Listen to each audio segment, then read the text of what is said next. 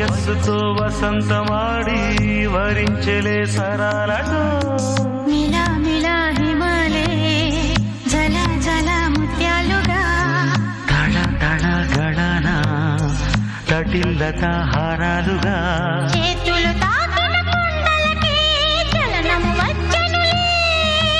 ముందుకు సాగిన ముచ్చటలో మూవను పలికెనులే ఒక స్వర్గం తల వంచి ఇలా చేరే క్షణాలలో అందాలలో అహో మహోదయం భూలోకమే నవ